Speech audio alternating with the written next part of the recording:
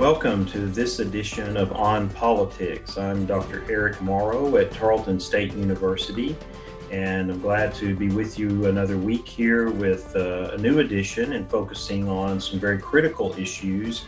First of all, I'll say at the outset that I do not have an interview today, so it's all me for the show. So that may be a good thing for some and not so much for others, because we really strive to get quality interviews. And I worked on that this week, but it just did not happen. So we are focused on several issues, the first of which is something that's been very much in the news as of late. It has been for off and on for a number of years, but even more so recently with all of the focus on racial tensions and racial justice and police reform. But this is the issue of statues. This has come back into the forefront, and as we have seen, many statues have been taken down, and others are being debated about whether they should be there or not. And so the title of this segment today is If the Statues Could Speak. And so we'll get to that at the conclusion of the segment. But I want to start out first by what we heard in the news this week, and that is the focus on the Stone Mountain monument, which is carved in the side of Stone Mountain in Georgia, and discussions about what should be done with this monument. And of course, it's very polarizing, as many of these statue debates have been, in that you have people, activists, advocacies for racial justice, and so forth that say this monument needs to be removed. So that's one side of it, in looking at the connection of the Confederate leaders that are memorialized in that monument, and the connections there with slavery and with the the preservation of culture in the South that was so much a part of the drive for the Confederacy in attempting to break up the Union and to determine really their own direction. And so you have that on one side. On the other side, you have many others who say, well, this is a major attraction. Some, of course, looking at it in terms of what it stands for, or at least the identity that it portrays. And we'll get into that in a moment. Others saying, look, this is a part of our history and we need to put it in the proper context. So this is kind of the middle ground there, that's saying that, some of these things remind us of a time and an era of great difficulty, of struggle, of trying to extend the values that are enshrined in our Constitution and the Declaration of Independence, in terms of what established government and the structure of a free society and how we govern ourselves. So there are those that are saying we need to put this in the proper context. We need the part there where Stone Mountain is. This needs to be much more about telling the story of that era, what happened, what we need to know and remember from it as guidance for how we engage with these issues and understand them today. So here you have all of this converging on this monument, and the reason why this monument becomes such a focal point is it's considered, in the language of those who have recognized it, as the granddaddy of Confederate monuments. It's the major one. It's large, it's big, it's a mural in the side of a mountain, and so there are concerns about how do you address this? How do you navigate through this? And so this has been in the news, and it really shows the complexity of it. It shows the complexity of this issue in a number of ways. One, with this monument, would be the challenges of actually changing it or removing it. I mean, the cost of millions of dollars for something this large to try to change it. But it's also the recognition that the monument itself has its roots, as do many other monuments, in an era, a time period, not going back to the Confederacy, but later, that was trying to preserve an identity, a connection with the heritage and culture of the South, which included some of these areas, racial injustice, and of course, slavery, that are very, very challenging and need to be addressed and need to be part of our conversation. And then also to groups, there's fringe groups, radical groups here that They can't look at other races or other human beings with equality. They perpetuate some of these really horrendous ideas about race and ideas that are not inclusive and recognizing the dignity and respect that should be shown to any other human being. And then you also have other groups too that certainly want and advocate the removal of these kinds of statues and sometimes even by force, so we've seen some of that as well. So you throw all this into the mix and it certainly becomes very political. It becomes very, very challenging to do this. And so I don't want to focus so much on the Stone Mountain issue as much as it brings back to conversation and back in front of us a lot of other statues that are around the country and certainly in the state of Texas that are at the focal point of this controversy. And one of the things that we need to do in approaching this topic, and this is where really wanted to get a guest on here, that a historian that would be able to go back and look at this. And I'm going to be posting some articles on the Facebook page that's on politics with Eric Morrow. And so if we go back and look at the history of this, we can see, and this is available through numerous sources, but it shows us that the bulk of these statues, the majority of these statues, were installed as symbols of white supremacy during periods of US history when Black American civil rights were aggressively under attack. And so this is the period between about 1885 and 1920. And this is also known as the Jim Crow era. It's post-Civil War, it's post-Reconstruction. It's a time when governmental control was returned to the southern states in the 1870s and into the 1880s, in which states began to try to reverse laws or put laws in place that were discriminatory, both in all areas, social, political, economic, to try to counter the changes that had been made by the 14th Amendment and by the federal government in extending rights to vote and other rights to African Americans.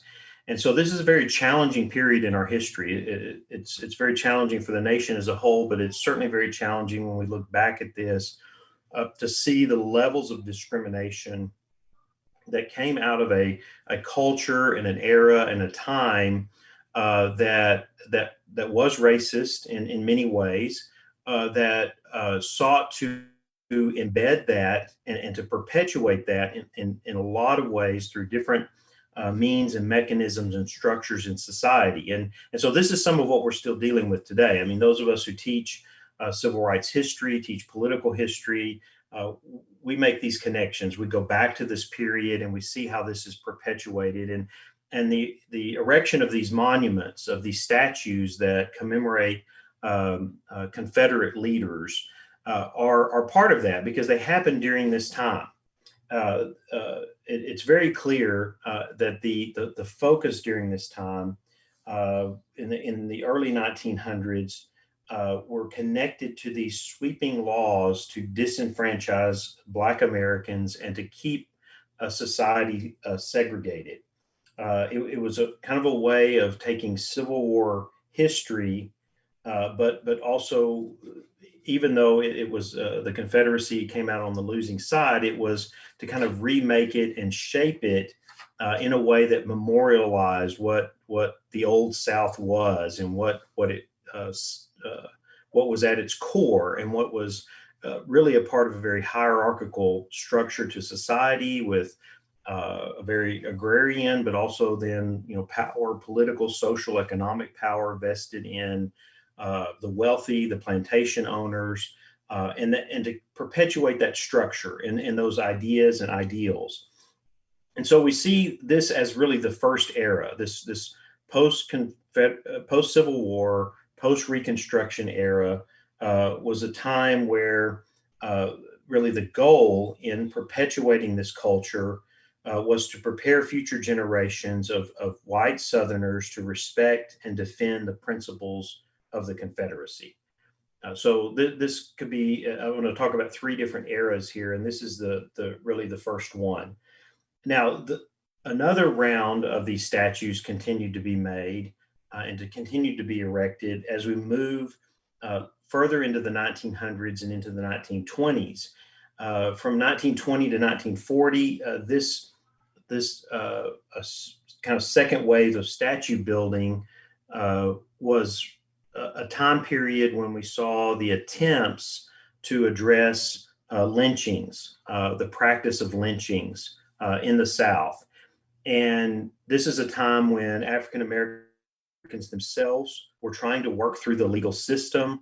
They were trying to work with presidential administrations. They were trying to work through Congress. And eventually, this is through the courts of trying to make a lynching illegal. And of course, lynching here was the people taking the law, taking what they saw was justice into their own hands without going through proper procedures, proper investigations.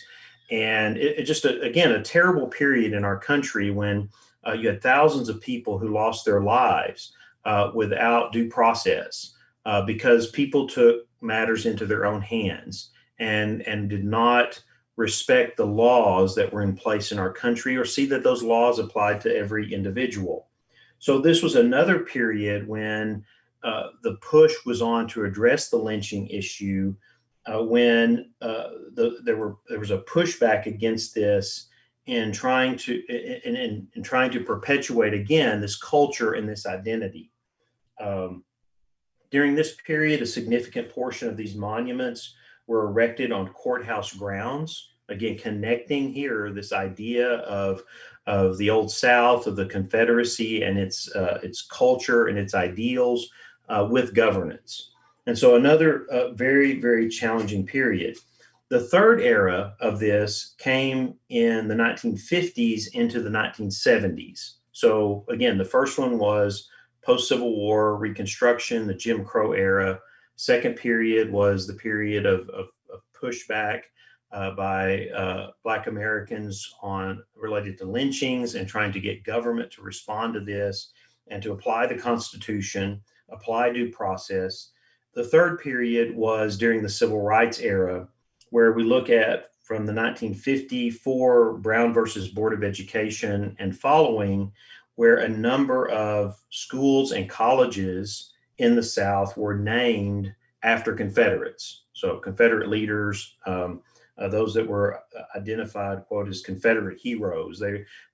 So schools and colleges were being named or changing their names in association with these leaders, again, emphasizing this connection with Southern culture, with these aspects of Southern culture. I don't want it to be misconstrued here that I'm talking about all elements of Southern culture. It's just these ideals that went along with what the Confederacy stood for and what the what the prevailing norms of that culture in the South that were very discriminatory, very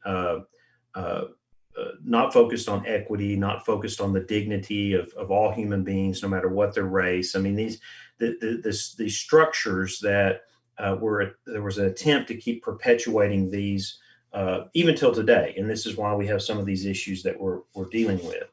So these three eras, this is the time when the changing of names of colleges and schools, the erection of statues memorializing Confederate leaders.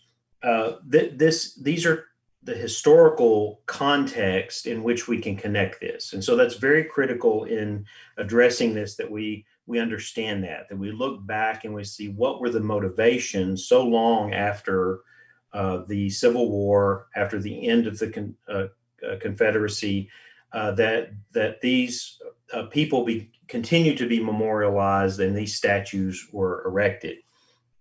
So now I come with that context, and this is why I encourage all of you to do more reading and engage with this issue on a more substantive level, because you need that background, you need that understanding, you need to know what was going on in terms of race in these periods, because it is very challenging history. It is very challenging if you're looking at this in terms of equality, you're looking at this in terms of the values that we hold in this country and that we advocate for every person. That if you look back, you can see that was certainly not the case, and we struggled. We struggled as a country. We struggled in so many different ways to realize those for every person, and we still continue that struggle in many ways.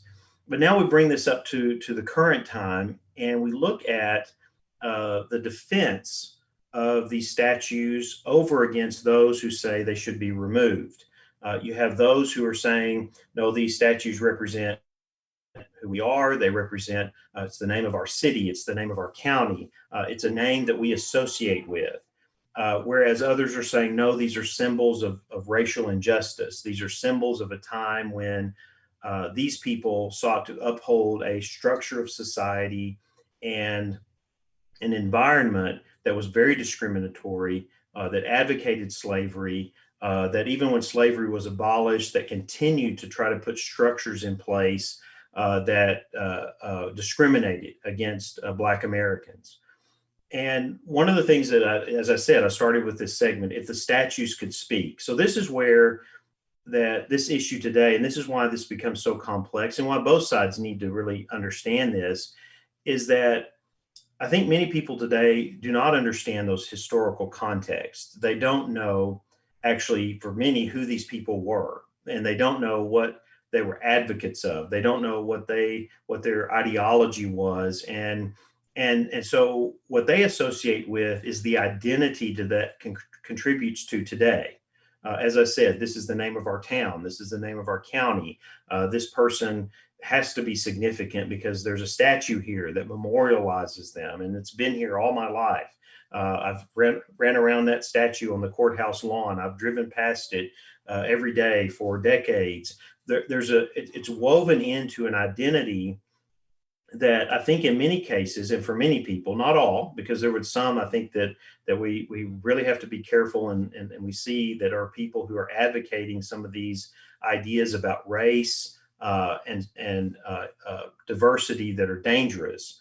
But I think for many people, if that person could speak, if that statue could speak and say the things, the beliefs, the ideas that that person had in the 19th century, that they would hear things that they could not associate with today. I think they would be challenged in terms of their identification with that statue, and even through the statue to that person, because they would hear things from someone that they could say, wow, I don't think that way. I don't believe that way. I don't think that way about our country. I don't think that way about our laws or our culture.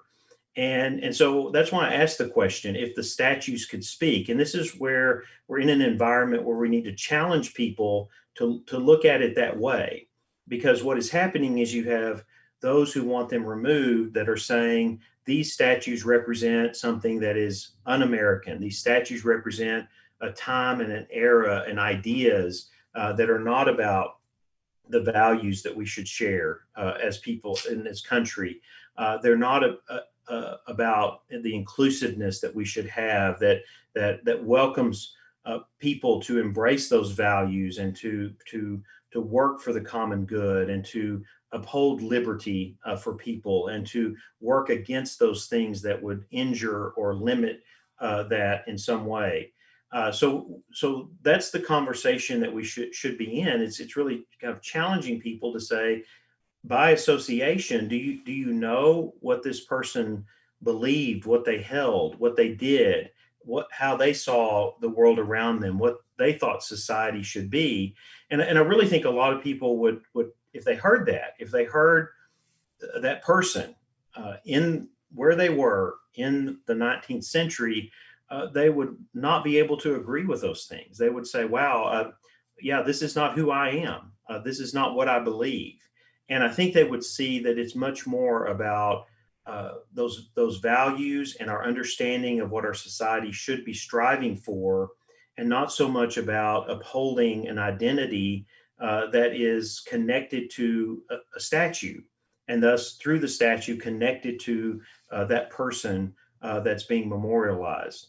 So I ask you to think about that. If the statues could speak, if that person could speak today, what are the things that they would say that might be very contradictory or very challenging to the how we identify ourselves as citizens of our communities, as Americans, as we associate with the values that we think are critical and necessary for a free society, a thriving democracy.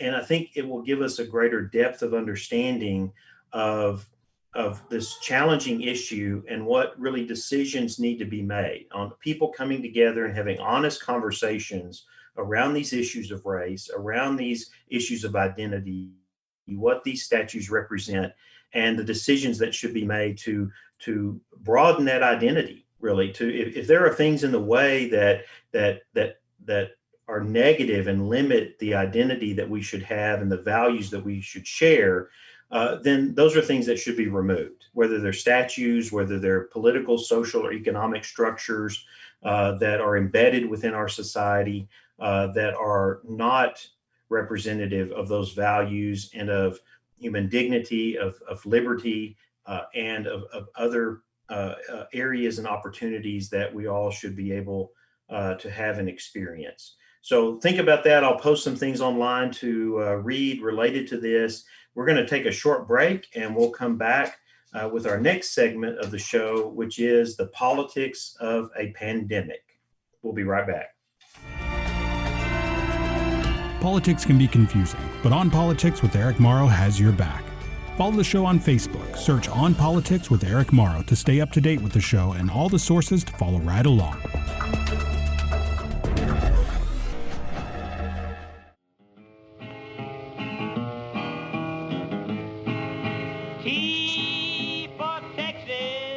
T for Texas is a Texas-based history podcast from historian Dr. T. Lindsay Baker. Find a new episode every Thursday morning wherever you get your podcasts.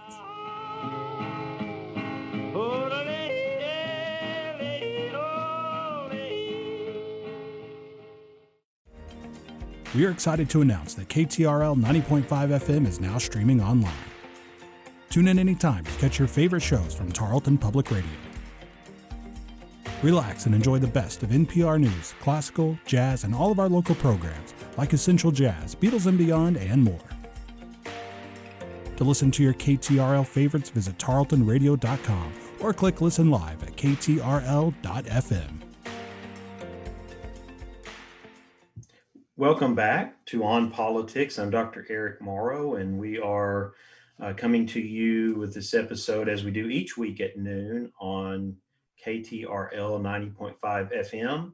And these episodes are available after the show on SoundCloud and also where you get your podcasts. But I also remind you that each week that in addition to being live on air, we're also on the internet at tarletonradio.com. So be sure to plan to listen to us each week, or if you're not able to catch us after the show online through SoundCloud or as a podcast. So the second segment of the show gets us back to what's in front of us right now, every moment, and that is the pandemic and the spreading of the COVID-19 virus and the challenges that are going with that. And of course, on this show, our focus has been in a number of different ways as it relates to government and policy. But I wanted to come back to something that we talked about several months ago related to the politics of a pandemic, and look at this from several different facets that then engage politics. And we all know this has become very political. It's political in terms of what people think government should do. It's political in terms of the response of political leaders and how then that is addressed within a political environment, a very highly charged, polarized, partisan environment where if one person does one thing, the other side is going to be critical of that. And where we see challenges in the level of collaboration. It's also very political, as we'll talk about here in a moment, between states and the federal government. It's critical and political in terms of policy. And really understanding this issue and examining it and making decisions, which our political leaders, our elected officials will have to make going forward, of how we are better prepared to handle this and how we deal with the repercussions of it going forward, both economic, social, health, and so on. So I wanted to come back to this, the politics of a pandemic, just to keep in front of you some of these kind of critical issues that do make this very political. And the first one, and some of this is being drawn from an article that was published back in May 26, on May 26th of 2020. It was based on several studies that are being done about why some countries respond better than others. And of course, this coming out in the midst of this global pandemic.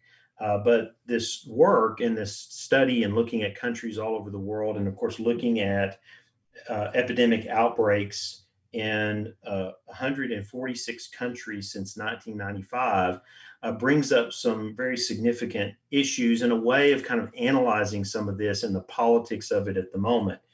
And I'll post this article on the Facebook page. It is an article that has some extensive research tied to it. And I think it would be, at least if you just engage with the article, but you could move on into the research to look at some of these points of analysis and how they determine the ability of a government and of a country to respond to something like this. And so the first area that this research engages in is what they call state capacity, the ability of the state. And here we're talking about nation. So state in political science, political studies, we're looking at the world itself. A nation is synonymous with state, even though we have individual states within our nation. But state capacity is primarily focused on the response, the ability to respond, and the resources that government has to do that. And so, how does this become political? Some may, look at this, and of course, this might be the initial response. How does a pandemic and something like this become political? Well, it becomes very political in a system like ours when you have what we call federalism. When you have a federal system, which is a country, a federal government that's made up of state governments that have a certain level of independence. Now, that's changed over time. We teach federalism in our government classes, both national and state government classes, to try to help students understand how this has developed and what factors have gone in giving federal government more authority and expanding its sphere of authority into state and even local government. But you still have some level of distinction that goes back to our Constitution, to various clauses and several of the amendments, the Ninth and 10th Amendment, that sets up this relationship that gives states a level of autonomy, of function, even within a federal system. And so the challenges of that and governing in that way really come into play when we see something that is as widespread as this is. It's impacting every state, it's impacting the world, but you see the challenges there in terms of coordination. And I wish I had more time, and perhaps we can dedicate a future episode into looking at some of this and going back historically and talking about some of the key periods and areas, such as natural disasters to economic and conflict, military conflict, economic problems and challenges, to events like 9/11, to court cases and acts of Congress that have had an impact on this relationship. But here we can see very clearly, and this has been a challenge in this pandemic, has been the capacity of the federal government in coordination with state governments. And I think something that clearly this past week that points that out is the lack, again, of medical supplies, of protective gear and other medical supplies in the fight against the pandemic. So for me, this is one that early on, and looking at the time frame and looking at the options that federal government had in coordination with states. So if you draw a timeline here, we saw early on that the federal government was not necessarily going to step in and try to coordinate using its powers and using its authority to be able to coordinate the production of medical supplies and protective equipment. They primarily left this up to the companies that were doing this, the states, and trying to secure what they needed. And it really lacked a level of coordination and forethought to say, okay, where are we going to be 2 or 3 or 4 months from now when this thing may be moving around and we need more resources. So there were some things that were done, but they were minimal. States were complaining that they were having to compete against each other with companies to get the supplies that they need. So response, that's just one example. There's a whole number of issues in response and resources that could be looked at. But the focus here is, and then this is where we have a presidential administration that follows that line, which has been a very common perspective in the Republican Party, that the federal government should not intervene, that states should have more latitude, especially when it comes to not just federal programs, but in decision and spending in certain areas related to federal dollars and resources. And so not so much the focus was on how do we collaborate and coordinate this as a national effort. It was more, okay, let's get resources to the states so that they can do what they need to do. And in a lot of issues and situations, that makes sense. It's a principle of letting the people in that region or in that state govern themselves and make those decisions through their elected bodies and officials in a way that meets their uh, how they see government should respond in a particular situation. But in terms of a pandemic like this, it becomes very, very challenging. And so, one of the things, and we're measuring this when we look at it politically, is that it doesn't necessarily matter that a country is a democracy or not in terms of capacity. Does a country have the capacity and the resources? Most going into this would have looked at the United States and said, yes, there should be the capacity there. There should be the resources. It's a wealthy country. Government can engage the resources that it needs. It's just that that was not the approach of the current administration, and uh,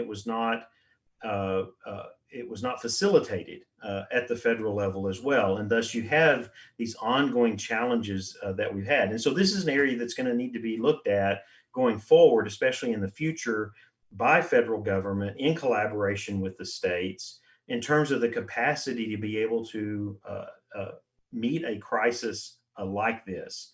So, state capacity is one area where politics come front and center because you have decisions and actions on the part of one group, one side, and that being viewed politically by those on the other side, looking at how they would have used the power of the federal government to engage with this crisis.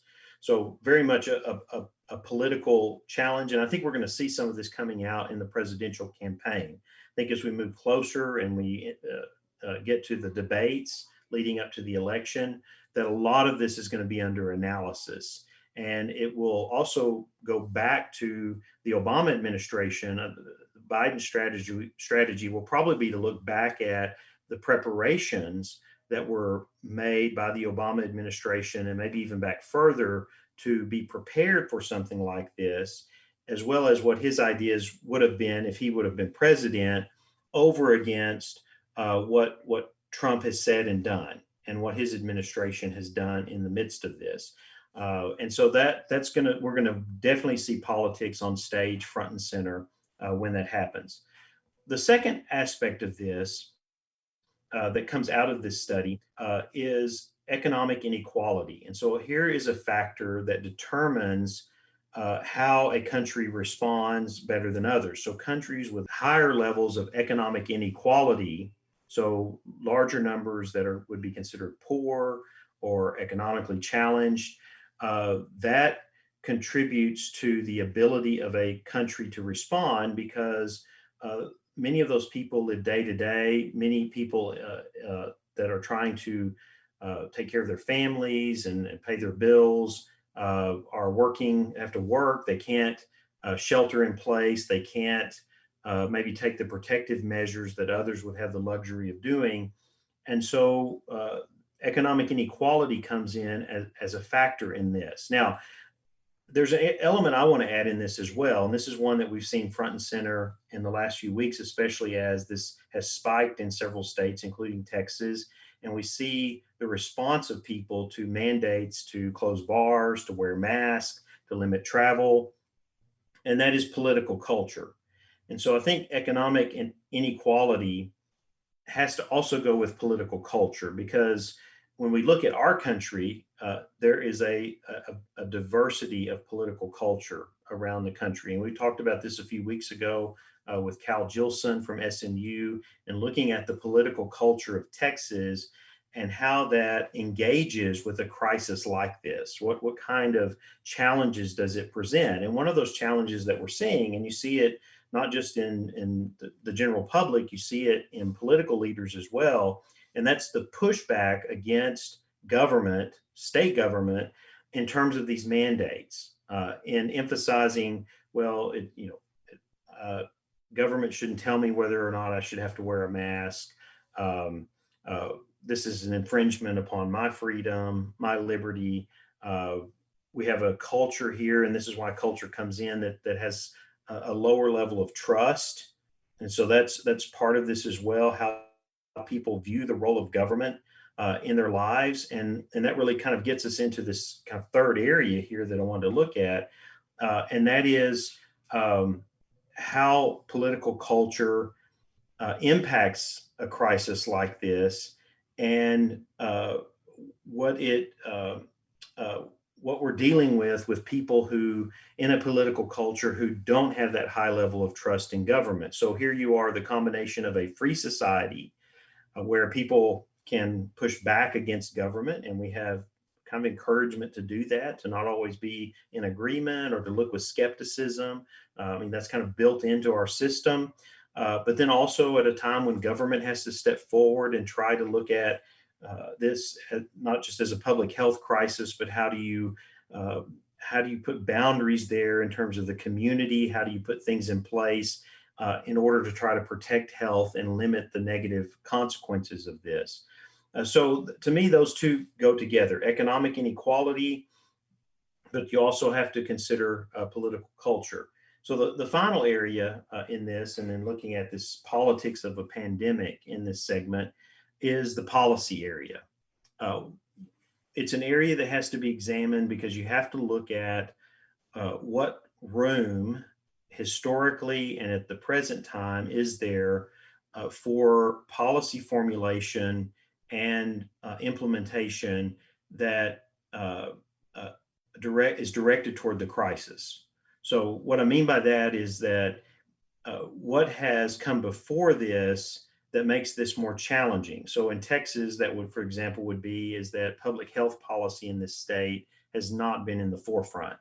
That has not necessarily been seen as a primary role of state government.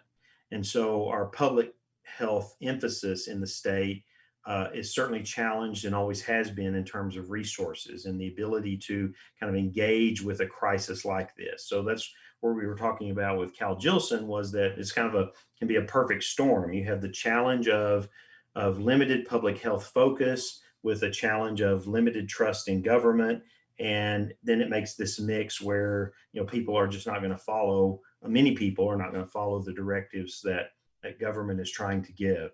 But it also becomes very political when you move forward and looking at, okay, how do we go from here and address these issues and be better prepared for what will happen in the future? How do we go forward and address through policymaking the consequences of what has happened on a number of fronts, not just public health, but economics and other areas as well?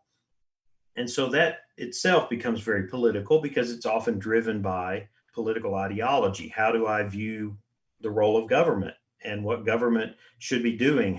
What is that role in this issue and in this crisis? So that becomes very politically charged because that factors into interest group advocacy. It factors into political party agendas. It factors into the views of constituents for someone who's trying to get elected to office. And then, of course, it factors into the dynamics of legislative bodies and party identification in both the legislature and executive, and maybe even in the judiciary at points and times. So, the politics of a pandemic, this is something that we should be very much aware of. Looking at one, as I said, the dynamics between state and federal government, state capacity or national capacity to be able to respond to this. The second area is connecting economic inequality, or not just connecting, but talking about political culture and how that views government and government's role, in addition to the numbers of people that may be challenged to follow public health mandates because they have to be out there, they're going to be exposed, they have to work, they have to be in an environment that may create health risk for them. And then, of course, the policy area. This is very political as well, because then you're talking about how do we address this and what is government's role in responding to this or being better prepared going forward. So we'll come back to more of this as we see these things developing in this election cycle, as we see what administration is in place post-election, as we look at the Texas legislature convening in the spring and looking at some of the impact of this on the state, to know that politics is very much involved in what is happening and what is going to be happening related to this in the months ahead. We're going to take another short break, and we'll be back for our third and final segment of the show today. Be right back.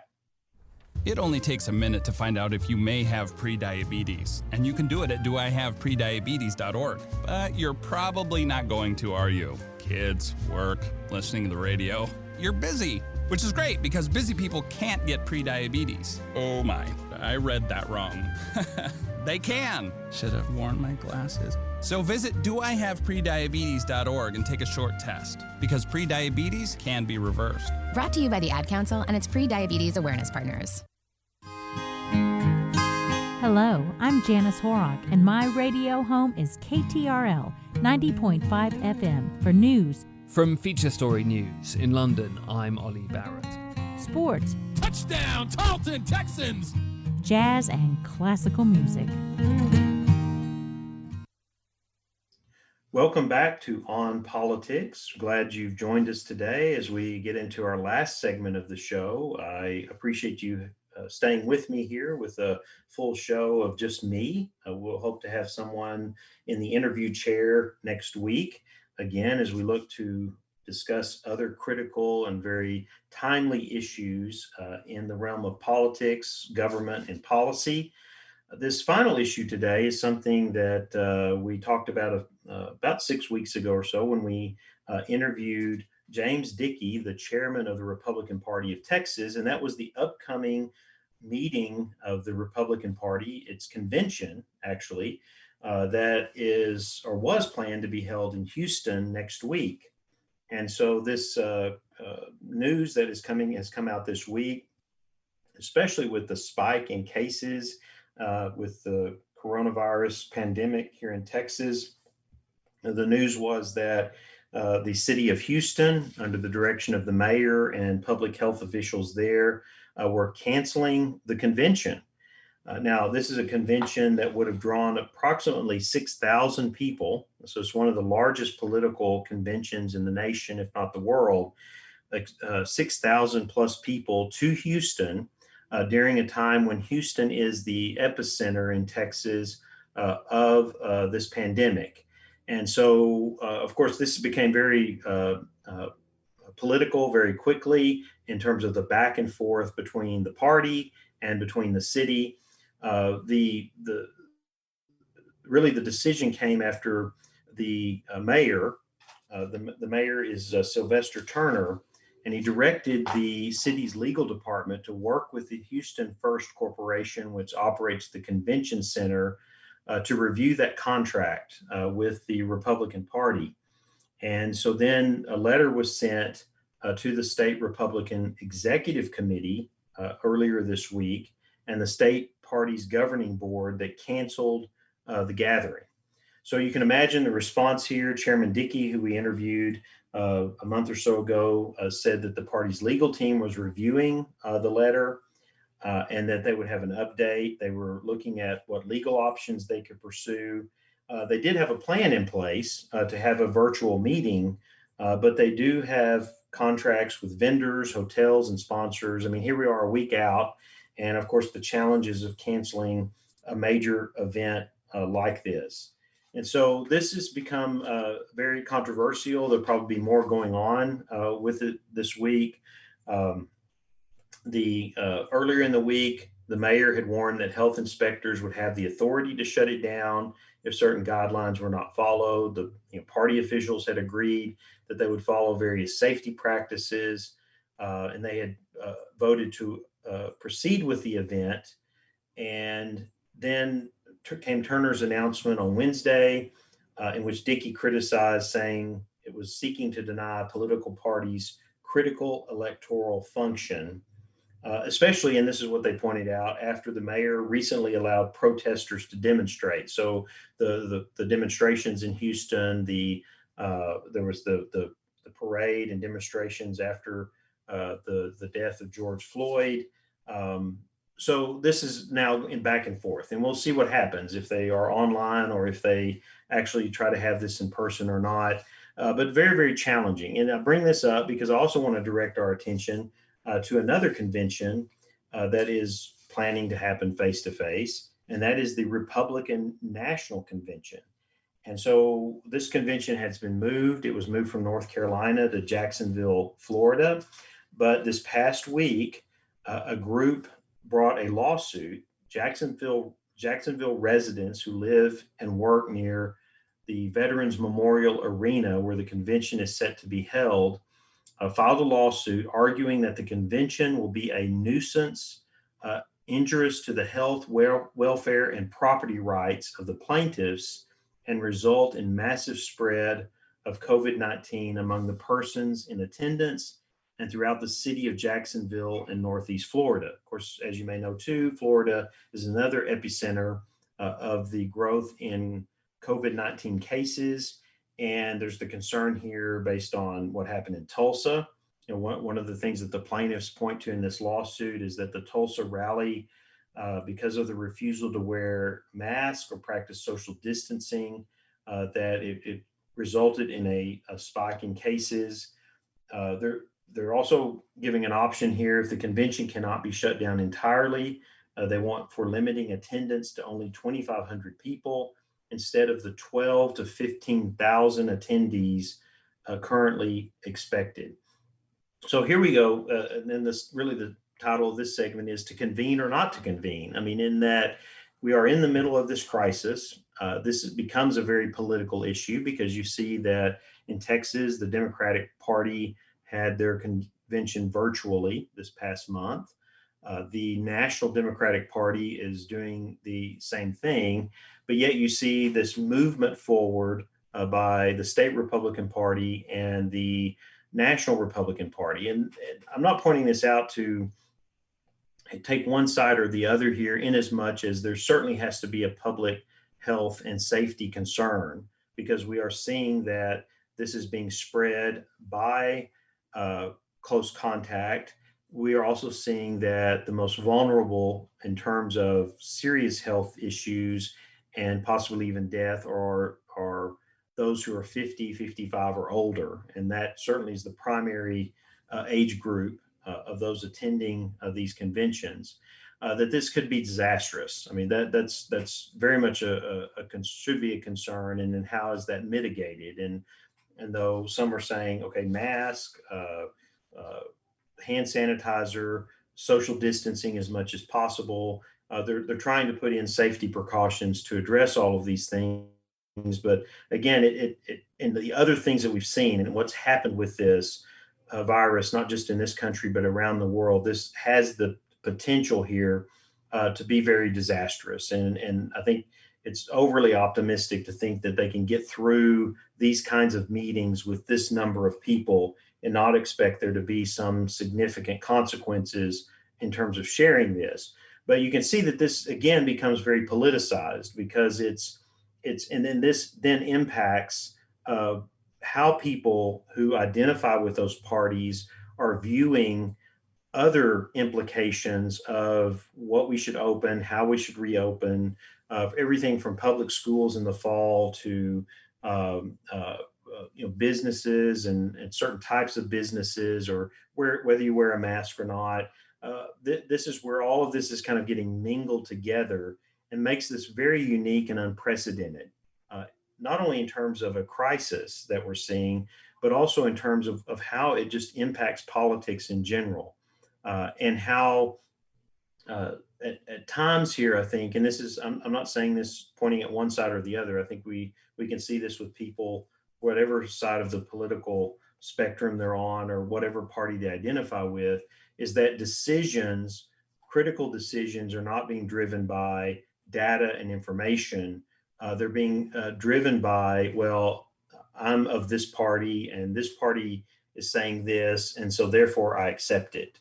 And that is concerning in and of itself. That's concerning because one, it doesn't necessarily question those things based on what data and information is available, but also it's kind of a blind following of people who many times are not experts in terms of these issues. They may be experts in terms of politics and practices of governance and so on, but they're certainly not health experts.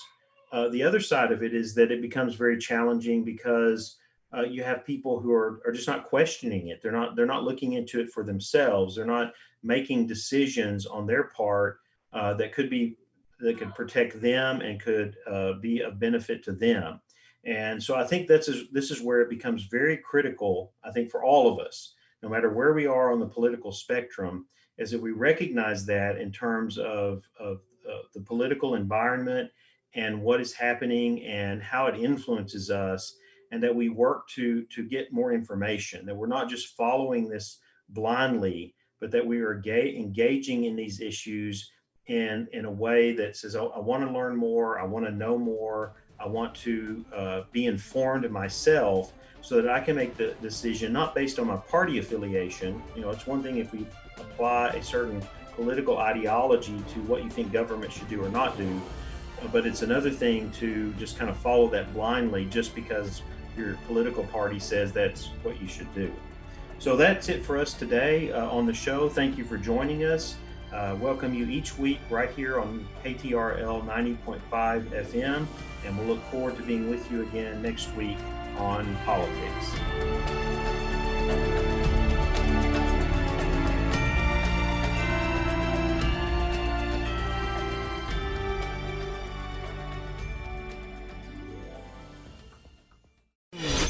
This has been a Tarleton Radio Network podcast with production from AJ Heyer and Taylor Welch. Find more great shows by searching Tarleton Radio Network wherever you get your podcasts.